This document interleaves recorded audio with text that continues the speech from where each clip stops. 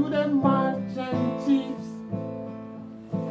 Minutes after they took I from the bottomless pit, but my hand was made strong by the hand of the Almighty. We forward in this generation, triumphantly, who want to help to sing these songs of freedom. 'Cause all I ever had, redemption song. 'Cause all I ever had, these songs of freedom. Emancipate yourself from mental slavery. None but ourselves can free our minds. Has no fee for atomic energy, 'cause no one of them can stop the time. How long shall they kill our prophets while we stand aside and look?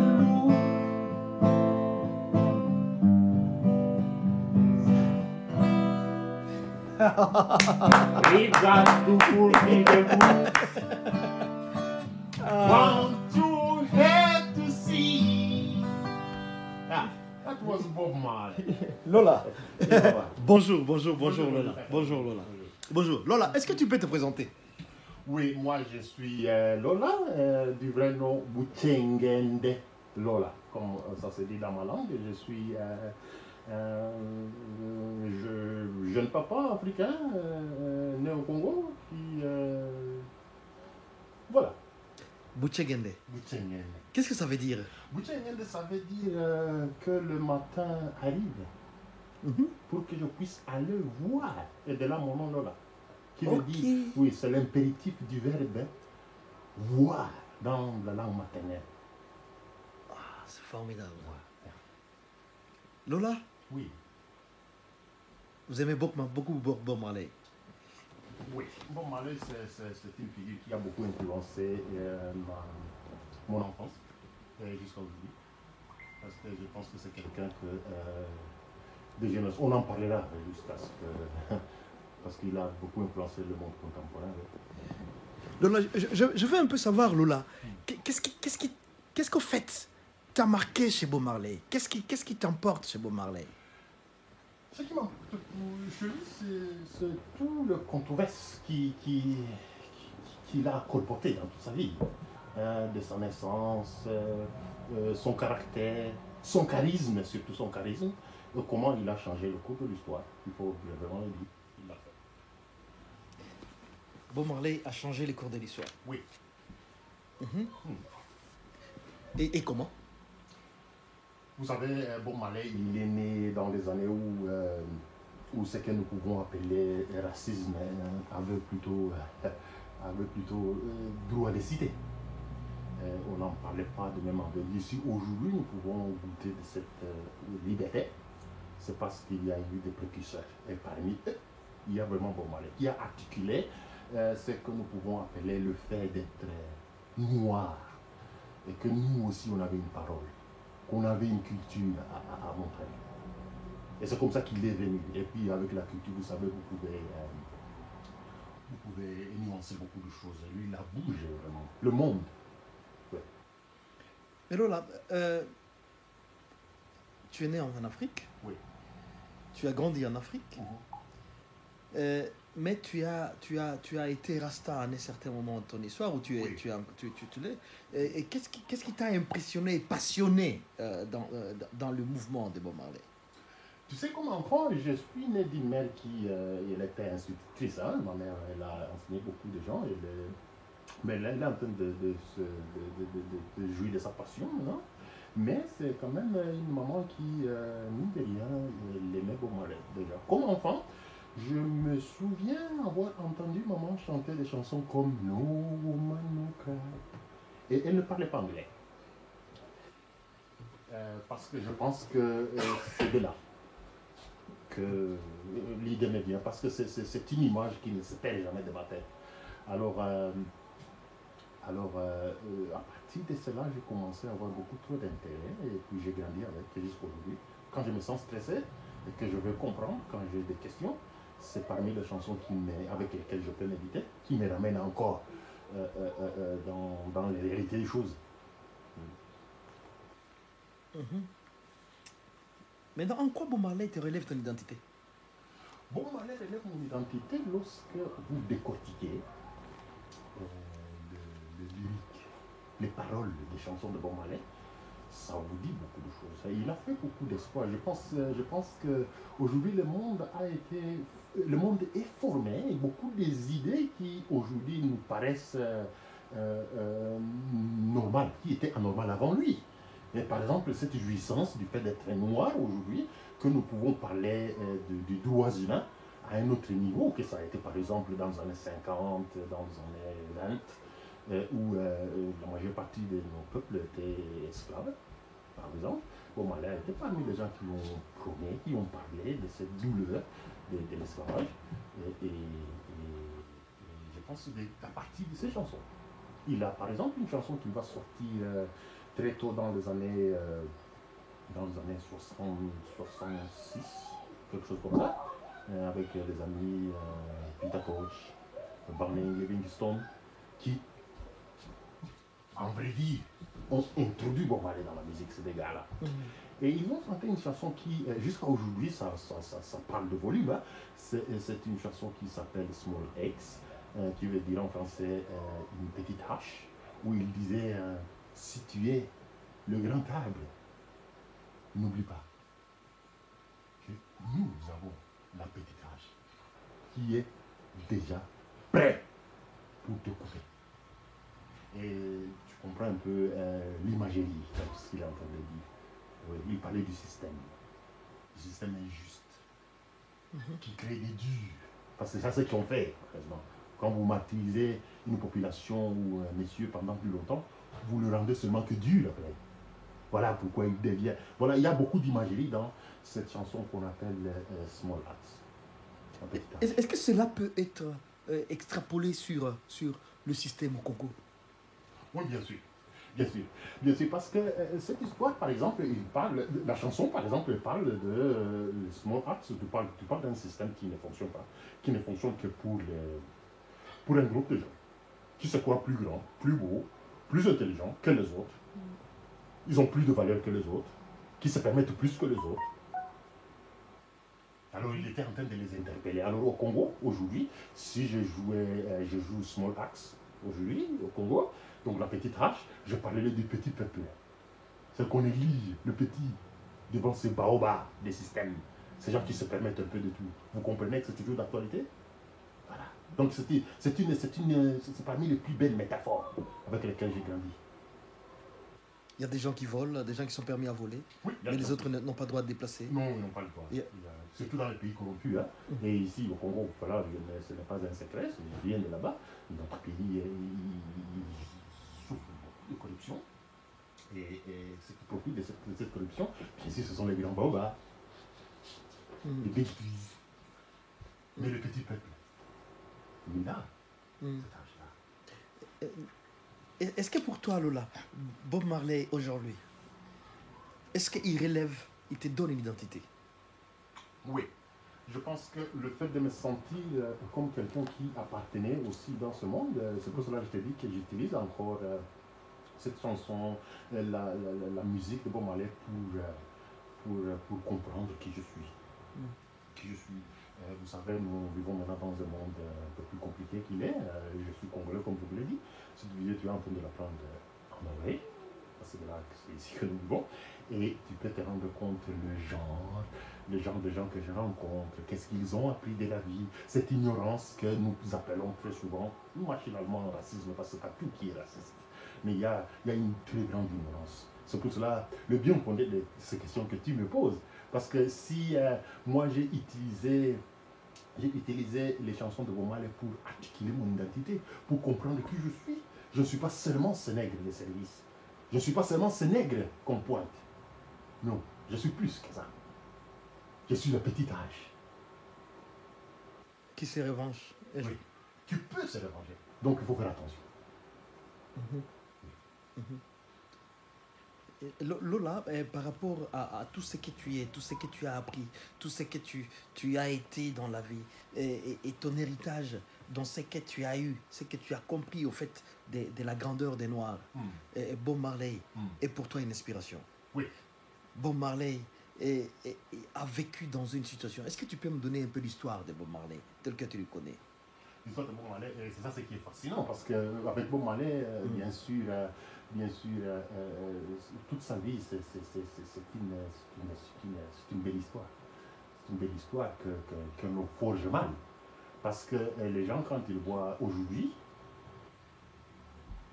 la majorité des gens, ils veulent voir en Bob Marley un fumeur de chambre, qui s'occupe de Rastafari, un concept qui est mal compris aussi. Mais c'est un jeune homme qui est né en Jamaïque, dans une brigade qui s'appelle les Saint-Anne, en 1945. C'est pendant la Deuxième Guerre mondiale? Oui, en 1945. Quand la Deuxième Guerre mondiale finit, il est né Bob Marley, le 6 février exactement. 1945, il est né d'un père jamaïcain d'origine anglaise, monsieur Marley. C'est là qu'il s'appelait, il s'appelle plutôt, pour avoir tout le nom, Norval Marley. Et ce monsieur, c'était un blanc, anglais. Sa maman, c'était une jeune fille qui travaillait chez monsieur Norval, qui va se trouver enceinte de monsieur. Et il va y avoir des plans, des mariages, tout ça, qui n'ont pas abouti. Qui n'ont pas abouti parce que M. Norval va quitter la Jamaïque de Kingston avant que ceci n'arrive. Ce qui fait que Bob Marley n'a grandi qu'avec sa maman. Mais ça, c'est un enfant métis. Dans une société jamaïcaine, si vous mettez ça dans ce contexte-là, du temps et dans l'espace, vous vous rendez compte un peu le genre de problèmes que ce jeune homme pouvait rencontrer. En 1969, Bob Marley rencontre ce jeune homme Peter Tosh, dont je parlais, Barney Livingstone. Ces deux gars-là, c'était des Rastas. C'est eux qui étaient dans le mouvement Rasta. Et ils ont commencé un mouvement qu'on appelait les Wailers. Que Bob Marley va aussi faire partie. Lui, c'était le lead vocal. C'était lui qui chantait. The Wailers, ce groupe-là, c'est elle qui, à partir de ça, Bob Marley a pris maintenant, il a pris l'occasion pour articuler ses pensées du Rastafari, aussi de cette libération de l'homme noir. Et puis pas seulement de l'homme noir, parce que c'était un humaniste, Bob Marley, il faut le dire vrai, c'est un humaniste. Parce qu'il n'avait pas de choix, hein. Il n'était ni blanc ni noir, vous comprenez un peu. Donc il n'avait pas. Mais.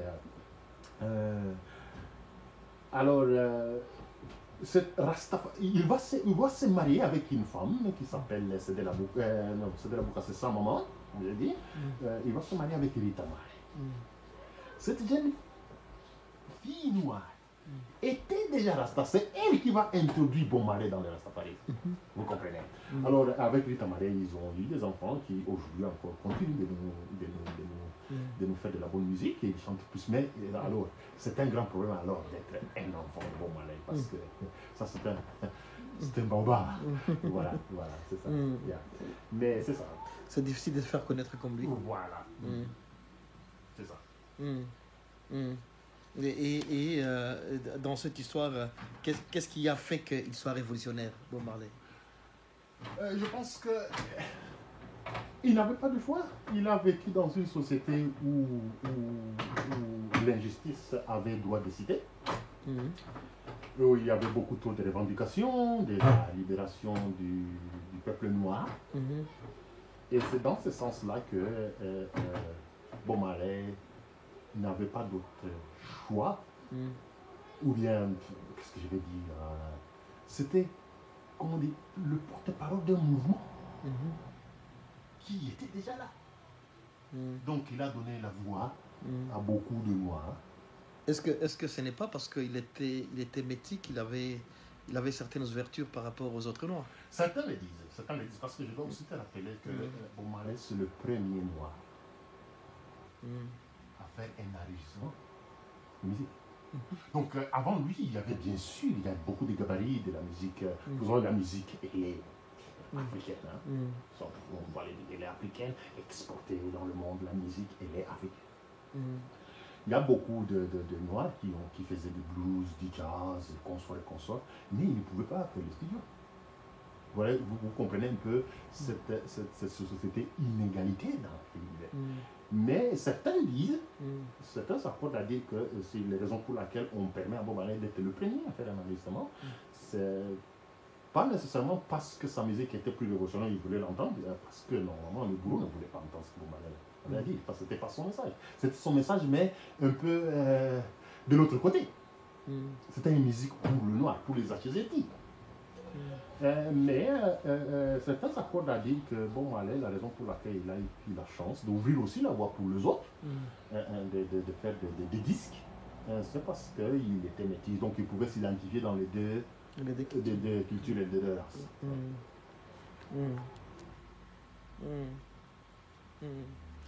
Mais Lola, la morale prônée par Bob Marley peut être acquise pour tout Africain. Oui, exactement. Parce que comme je l'ai dit, c'était notre message. Bob Marley, d'ailleurs, pour ton information, Bob Marley a été parmi ses concerts les plus intéressants. Il a fait le tour du monde. Hein? Bob Marley a joué presque partout. Il a joué dans le quatre continents, vous savez. Il a été même dans les îles de Maui, consorts. C'est un monsieur qui... en tout cas, il a fait son temps. Mais il y a ce concert qu'il va aller jouer au Zimbabwe, l'indépendance du Zimbabwe. C'était juste quelques mois avant sa mort, pratiquement. Donc, je vais vous dire que Bob Marley, c'est quelqu'un qui a rencontré notre monsieur qui vient aussi de nous quitter, Mugabe, parce qu'il est venu au Zimbabwe sur invitation de Robert. Mine de rien, il s'appelle la même chose. Hein, parce que je me souviens, j'étais à Harare il y a quelques années, on appelait aussi Robert Bob. C'est comme ça, Bob, c'est comme ça.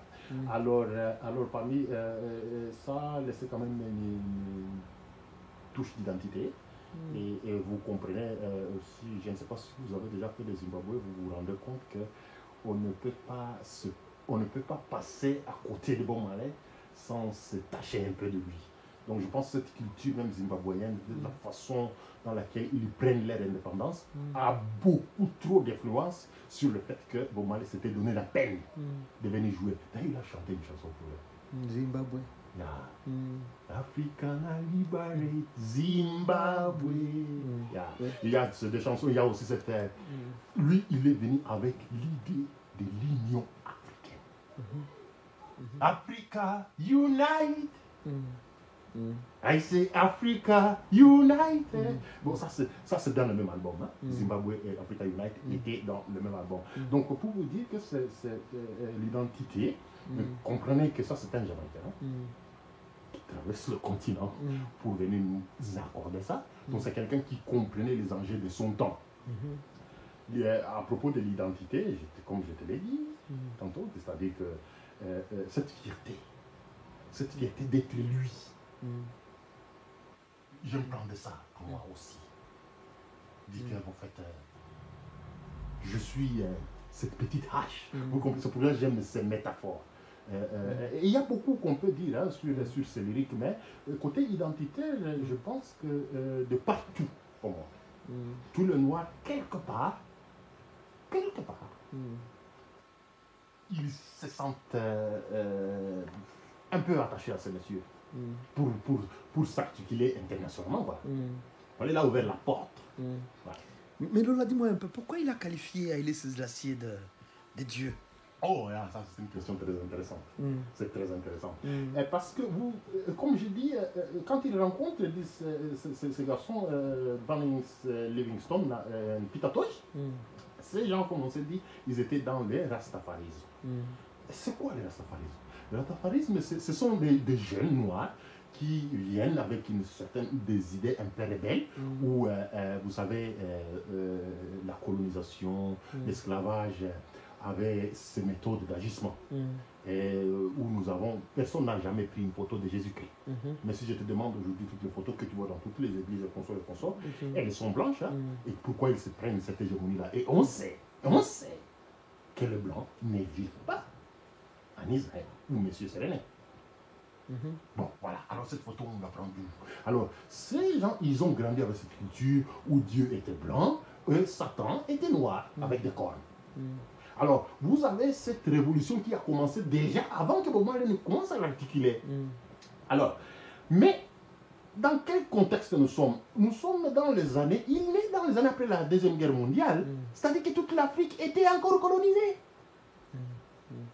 Il n'y avait aucun noir libre sous le soleil quand Messie est né. Et il est noir. Vous comprenez un peu? Mais aucun noir libre, c'est quand même trop dire. Parce qu'on parle d'Haïlé Sélassié maintenant. Haïlé Sélassié, c'était l'empereur de l'Éthiopie. Je dois aussi rappeler que l'Éthiopie, c'est l'un des pays africains qui n'ont jamais été colonisés. Pourquoi? Ça, c'est un grand dossier. Mais Haïlé Sélassié aussi, c'est le premier noir. C'est pas à cause de la lutte pour l'indépendance, de la lutte contre l'occupation. Bon, ce n'est pas nécessairement ça, parce que c'est exactement là où il y a la connexion avec pourquoi vous m'allez appeler ce Messie Dieu. Et c'est parce que non, maintenant vous avez, il est parti d'un mouvement où ils sont en train de revendiquer leur identité dans le patrimoine de l'histoire du monde. Où vous avez les photos, vous devez comprendre que la religion a toujours occupé une place très importante dans nos sociétés. Et vous avez aussi une situation où les idées coloniales étaient colportées avec la religion. Et cette religion avait cette culture de nous présenter un Dieu blanc. Et le diable noir. Vous savez ce que ça fait pour ce monsieur? Alors vous avez ces révolutionnaires qui s'appellent Rastafari, qui sont en train d'essayer de prôner maintenant. Donc la question était, et si Dieu était noir? Vous comprenez? Voilà. Mais Haïlé Sélassié, c'est aussi maintenant l'empereur de l'Éthiopie, qui n'a jamais été colonisé, qui est le premier Africain à faire une adresse, un discours à l'Assemblée nationale des Nations Unies. Et ça, c'est, si je me rappelle bien, c'est en 1963. Bob Marley, c'est un jeune homme. Haïlé Sélassié a fait, je pense, si tu me demandes, le plus beau discours de l'ONU depuis que l'ONU existe. Je n'avais jamais trouvé bon, il y en a qui sont ici la poche, mais quand même, c'était très sensationnel. Pour deux causes. Parce que monsieur, non seulement, c'était un lettré, c'était un homme libre, c'était un noir, c'est le premier. Si tu veux, c'était comme le phénomène Obama. Vous comprenez? Mais alors Haïlé Sélassié, après son adresse à l'Assemblée des Nations Unies, il va se permettre d'aller faire un tour, une visite d'État. C'est la première fois. Maintenant que ces jeunes Rasta pouvaient matérialiser, pour eux c'était inconcevable. Ils n'avaient jamais vu un noir libre. Mais il vient de voir un noir libre et il est roi. Mais quel roi? Parce que je dois aussi te rappeler que la Bible nous raconte l'histoire de la reine de Saba. La reine de Saba qui va faire ce voyage vers Israël dans son temps pour aller s'enquérir de la sagesse de Salomon et consort. Elle est revenue de ce voyage enceinte de Salomon. Et parmi les descendants de la reine de Saba, vous avez Haïlé Sélassié. Alors, c'est un, si tu veux, quelqu'un qui a du sang juif. Le Fanacha. C'est déjà un roi. C'est un roi. Donc, quoi de plus normal? Parce que la Bible leur disait la même chose. Que c'était la première fois qu'il pouvait dire, au moins lui, il a le sang. C'est pas quelque chose qu'au papier collé. Non. Lui, il a le sang. Même les Blancs étaient d'accord avec ça, les Noirs étaient d'accord. Alors, que vous le voulez. Alors, quand il vient en visite en Jamaïque, puisque je dois aussi te rappeler que Haïlé Sélassié ne s'est jamais proclamé Dieu. Jamais. Non. Ce sont les Jamaïcains ou bien les Rastas, si tu veux, qui le voient comme ça. Et c'est un souci seulement identitaire dans un monde injuste. Voilà. Donc les Rastas ont dit, oh voilà, ça, c'est Jésus-Christ. Il venait de matérialiser Jésus-Christ. Pour beaucoup de raisons. Dont je viens d'interpeller. C'est le roi, il est libre, c'est un homme libre. C'est un homme qui... le premier noir qui voit, quoi, si tu veux. Alors, c'est dans ce sens-là que, même jusqu'à présent, les Rastas, ils ont ce culte-là de voir en Haïlé Sélassié comme le libérateur, leur messie, si vous voulez. Et alors là, quelle image souhaitez-vous des valeurs pour vos enfants dans la progéniture par rapport à la situation de Bob Marley? Par rapport à la situation de Bob Marley, je pense dans ce que nous pouvons appeler l'histoire contemporaine. Vous ne pouvez pas parler de l'histoire actuelle du monde et de l'Afrique et les dynamiques qu'il y a entre ceux du Nord et du Sud sans parler de ces messieurs.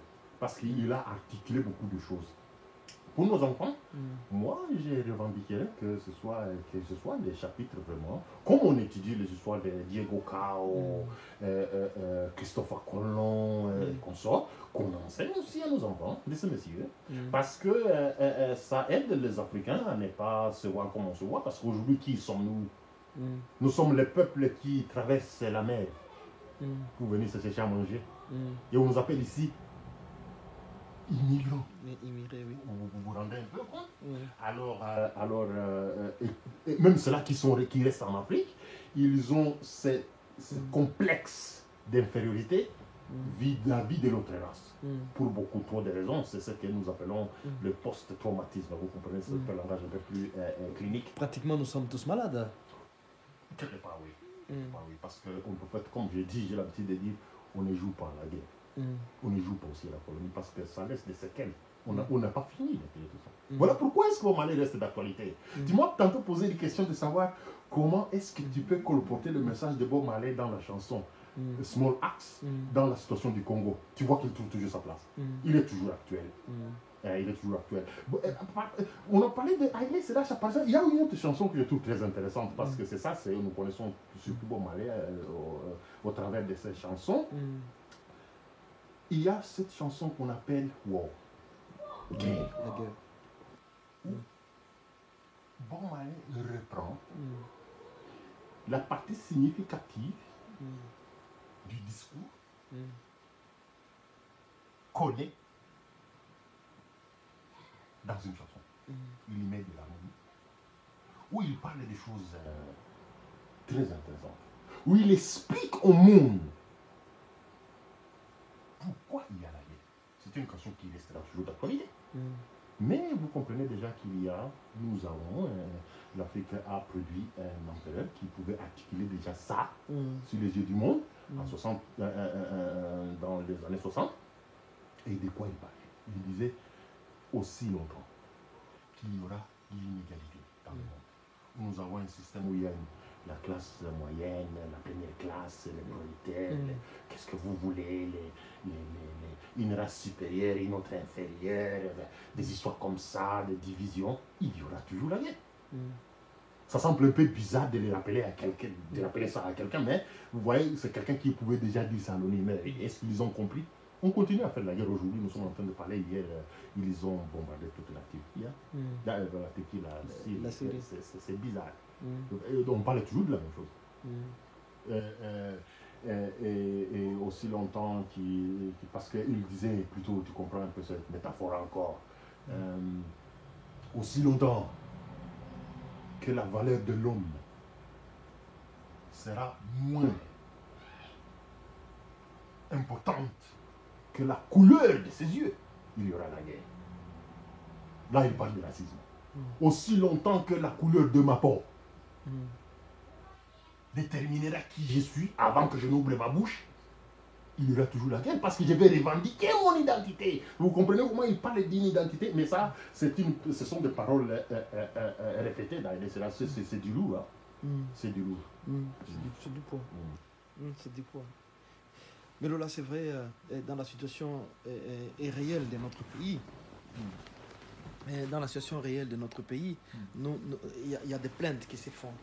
Et ces plaintes, dans la plupart des cas, ils concernent surtout un pays où il y a la richesse, pleine de richesses, mais où la population vit une pauvreté inouïe. La population la plus pauvre de la planète. Et cette dichotomie-là fait que, est-ce que ce n'est pas nécessairement dans cette dichotomie qu'on peut implémenter les revendications de Bob Marley? Oui, comme on l'a dit tantôt, il trouve toujours sa place là-dedans. Parce que aussi longtemps, parce que qui est en train de faire cette histoire-là des pillages, on a parlé du grand Boba, du small axe, le petit peuple. Pourquoi on doit dire des choses comme ça? Parce qu'il y a une égalité. Et la situation du Congo, il en parle trop. Hein. Trop, où vous avez maintenant, ce n'est pas seulement qu'il y a un système local, c'est un système vraiment global qui s'arrange, qui se crée une histoire, un narratif pour se permettre d'être là. Vous comprenez, le Congo, c'est le pays qui a le plus de casques bleus parmi qui ont été là-bas depuis 20 ans. Mais oui, il y a là toujours la guerre. Voilà. Donc, on peut dire que le monde a délégué parmi ses meilleurs chez nous.